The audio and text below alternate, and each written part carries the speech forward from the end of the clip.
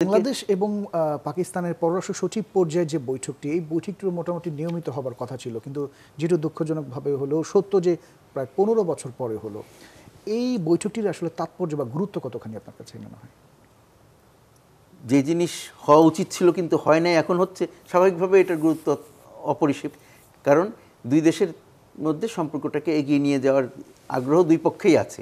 সুতরাং সেটা করার জন্য এটা একটা প্রথম পদক্ষেপ বলতে পারি, বা প্রথম গুরুত্বপূর্ণ পদক্ষেপ। একেবারে কোনো পদক্ষেপ ছিল তার তো নয়। আমাদের আগে যে রাষ্ট্রদূত ছিলেন উনিও বিভিন্নভাবে চেষ্টা করেছেন। আমাদের রাষ্ট্রদূত যিনি আছেন, হাইকমিশনে যিনি আছেন ইসলামাবাদে, তিনিও চেষ্টা করেছেন কিভাবে আগানো যায়। তারপরে যে আমরা ছবি দেখছিলাম যে পাকিস্তানের পররাষ্ট্রমন্ত্রী এসেছিলেন আমাদের তৎকালীন প্রধানমন্ত্রীকে নিমন্ত্রণ করার জন্য। সুতরাং এগুলো যোগাযোগগুলো একেবারে বন্ধ হয়ে গেছিল তা তো নয়, কিন্তু সম্পর্কটা আগাচ্ছিল না। বিভিন্ন জায়গায় বিভিন্ন ক্ষেত্রে সহযোগিতা আগাচ্ছিল না।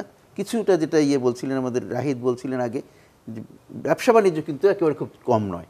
হ্যাঁ, আমরা বাজারে গেলে ডিফেন্সে এক বছরে তো 80টা ট্রেনিং এ পার্টিসিপেশন, আমরা বাজারে গেলে দেখি, বিশেষ করে মহিলাদের সাথে যদি বাজারে যাই তখন দেখা যায় তারা পাকিস্তানি কাপড় চোপড় কেনেন। হ্যাঁ, কখনো ভারতীয় কাপড় কেনেন, কখনো পাকিস্তানি। সুতরাং এগুলো একেবারে যে নাই তা তো নয়, কিন্তু সেখান থেকে এগিয়ে যাওয়ার একটা চেষ্টা, হ্যাঁ, সুযোগও এসছে, চেষ্টাও করা হচ্ছে দুই পক্ষ থেকে। সুতরাং সেটা আমি মনে করি যে সেটা এগিয়ে নিয়ে যাওয়া দরকার। কিন্তু মনে রাখতে হবে, আমি সেটা বারবার একই কথা বলছি, সেটা হচ্ছে যে একজনের উপরে ভরসা করে আরেকজনকে আমি সরিয়ে দিব, পাশে সরিয়ে রাখবো, সেটা কিন্তু সঠিক নয়। আমাদের সবার সাথেই সম্পর্কটাকে ঠিক করতে হবে। এই যে আমাদের পরিবর্তনের ফলে এটা তো আমাদের অভ্যন্তরীণ পরিবর্তন। এই পরিবর্তনের ফলে যদি আমার ভারতের সাথে সম্পর্কটা যে একটা টানাপোড়েন সৃষ্টি হয়েছে, সেটা তো আমরা সবাই জানি। কিন্তু দুই পক্ষ থেকে বোঝা যাচ্ছে, ভারতের পক্ষ থেকে এবং আমাদের পক্ষ থেকে নেতৃবৃন্দের কথাবার্তায়, যে তারা সবাই অনুভব করেন যে এই সম্পর্কটাকে এখানে না রেখে এটাকে একটা সঠিক অবস্থানে নিয়ে আসা খুব প্রয়োজন, দুই পক্ষেরই জন্য প্রয়োজন। তো সেই জিনিসটা আমরা যাতে দৃষ্টি থেকে সরে না যায় সেটা খেয়াল রাখতে হবে। অনেক ধন্যবাদ। আর রাহিদা, যদি আপনি শুনছিলেন, তো তাহলে কি বলা যায় যে বাংলাদেশ ভারতের পরিবর্তে পাকিস্তানের দিকে ঝুঁকছে? বিষয়টা কি এমন? না, এভাবে আসলে কিছু মনে করবেন না। আমি এই ধরনের চিন্তার ধারাটাকেও খুব অপছন্দ করি এবং অন্যায় মনে করি। অন্যায় এই জন্যই, মুন্সি ভাই হয়তো একটা আর একটার সাথে প্যারালাল তুলনা করছেন, কোনোটা পরিপূরক না সেটা বলছে। তো আমরা যখন আলোচনা করছি পাকিস্তান নিয়ে, লেটস ফোকাস অন পাকিস্তান। আমরা জানছি, বুঝতে পারছি 15 বছর ধরে স্থবির ছিল। এখন 5ই আগস্টের পরিবর্তিত রাজনৈতিক পরিস্থিতির প্রেক্ষাপটে আমার আত্মমর্যাদা, আমার পারস্পরিক আস্থা, বিশ্বাস এবং নিজের সচেতনতা, এই জায়গা থেকে আমি প্রত্যেকটা দেশের সাথে জাতীয় স্বার্থের ভিত্তিতে সম্পর্কটা করব। এবং আমি তো শুরুতেই প্রথম অংশে বলেছিলাম যে একটা বিরাট ধারণা ছিল, এবং আজকে যদি আমরা ইন্ডিয়ান মিডিয়াগুলো দেখি, তাদের সেই জায়গা থেকে দেখছি এই ইস্যুটাকে তোলা করে বড় করা হয়েছে। বাংলাদেশ কিন্তু একটু সামনে এনেছে, 15 বছরে ছিল না, এখন এসছে। কিন্তু তাই বলে আমি ব্যবসা হলেই পাকিস্তানমুখী হয়ে যাচ্ছি, ইন্ডিয়ার সাথে ট্রান্সশিপমেন্ট বন্ধ কিংবা স্থলপথে সুতা আমদানি বন্ধ বলে, এটা ভাববার কোনো অবকাশ নেই। যেমন ধরুন, মুন্সি ভাই আরও ভালো বলতে পারবেন যে পিআইয়ের ফ্লাইট এখানে অপারেশন ছিল, একসময় যখন ভিসার রেস্ট্রিকশন হলো, তারপরে নানান কিছু টাইট করা হচ্ছে, প্রত্যেকটা জিনিস যখন পাকিস্তান থেকে আসলে রেড চ্যানেলে দিত, তো লোকজনের যদি ভিসা না পায়, চলাচল না হয়, ব্যবসাটা তো ফিজিবল হবে না। পাকিস্তানি পিআইএ তার অপারেশন বন্ধ করে দিল। আমরা ইতিমধ্যেই জেনেছি যে ফ্লাই জিন্না বলে পাকিস্তানি একটা প্রাইভেট অপারেটর অলরেডি পারমিশন পেয়ে গেছে, আগামী 2-3 মাসের মধ্যে অপারেশনে যাবে। কালকে আমরা জানলাম ইয়ার শিয়াল নামের আরেকটা পাকিস্তানি প্রাইভেট অপারেটর এখানে তাদের অপারেশন চালু করতে চায়। তার মানে তারা এখানে ব্যবসা দেখছে।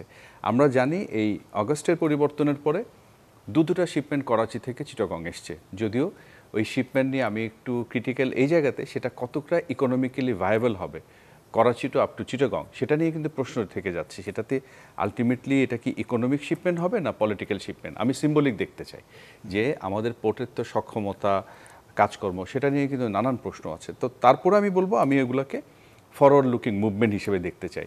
আমি শুধু পেন্ডিং ইস্যুগুলোকে সামনে এনে এবং সেগুলো থাকবে বলেই বাকিটাতে আমি সেক্টরাল কর্পোরেশনে যাব না। আপনি কালচারাল কর্পোরেশনের কথা বলছিলেন, যখন 2000 যদি অ্যাড করি, সেক্ষেত্রে বাংলাদেশকে আসলে সুনির্দিষ্ট কোন কোন লক্ষ্যগুলো ঠিক রেখে এগিয়ে চলা উচিত? আমি তো মনে করি ব্যবসা বাণিজ্য একটা সেক্টর হতে পারে।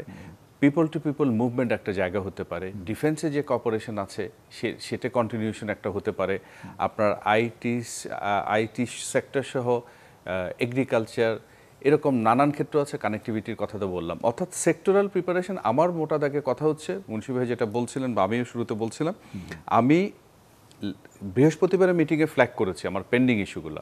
এই ফ্ল্যাগ করার পাশাপাশি কিন্তু আমার ব্যাক অফ মাইন্ড থাকতে হবে পরের মিটিংগুলোতে আমি এটা কীভাবে আগায় এগুতে চাই, অর্থাৎ আমার পেন্ডিং ইস্যু। প্যারালালি পেন্ডিং ইস্যুর পাশাপাশি আমি বুঝতে পারছি এখানে পোটেনশিয়ালিটি আছে। পোটেনশিয়ালিটি না থাকলে তারা কেন ভিসাটা ফ্লেক্সিবল করছে? দেখুন, অগাস্টের পর কিন্তু আমাদের জন্য ভিসা ফ্লেক্সিবল হয়ে গেছে, ভিসা পিটে নাই। তাহলে সেই জায়গাগুলোতে ক্লিয়ার করা উচিত। আর আমাদের মনির ভাই যেটা বলছিলেন যে পুরনো ইস্যু ইন্টারেস্ট নিচ্ছে, আমি একটু আগে যেটা বললাম, আমরা একটা মিটিং দিয়ে খুব বেশি নেগেটিভিটি আনতে থেকে খুব বেশি উচ্ছ্বাস না দেখায়, এটা তো ফারাক 9-10 দিনের। লেটস সি ইসাকদার আসলে তিনি কি ধরনের কথাবার্তা বলেন, কি ধরনের অ্যাপ্রোচ নেন। যদি সে অ্যাপ্রোচটা নেন, তাতে করে বুঝতে হবে যে তাদের সিস্টেমেও 71কে, মুন্সি ভাই যেটা বলছিলেন, জুলফিকার আলী ভুট্টো যখন আসেন সেখানে দুঃখ প্রকাশ, দেখুন কোয়ালিটেটিভলি অনেক ডিফারেন্স। 71-এর ঘটনা প্রবাহ, প্রাণহানির জন্য দুঃখ প্রকাশ আর গণহত্যার দুটার গ্র্যাভিটি কিন্তু আলাদা। এবং এটা যে গণহত্যা, এটা তো ইতিহাসে স্বীকৃত, এই সাম্প্রতিক ইতিহাসে। তো সেই গণহত্যার জন্য ক্ষমা চাও, এটা যে জরুরি। এবং উনি ঠিকই বলেছেন, আমরা জানি আসমা জাহাঙ্গীর সহ তাদের এরকম আরও পাকিস্তানি সোসাইটিতে লোকজন আছেন এবং এই মুহূর্তেও আছেন, এবং কি ইয়াং জেনারেশনে, যারা মনে করে যে revisiting history we can move ahead, not barring the history. আমার কথাটা সেটা, আমি ইতিহাসকে ছাই চাপা দিয়ে কিন্তু সামনে আগাতে পারবো না। আমাকে সামনে এগোতে হলে আমার যে অনিষ্পন্ন বিষয়গুলো আছে সেটাও কিন্তু আনতে হবে, কথা বলতে হবে। কিন্তু তার মানে এই নয় যে আমি সেক্টরাল কর্পোরেশনে যাব না। আমি বিষয়টাকে এভাবে দেখতে চাই।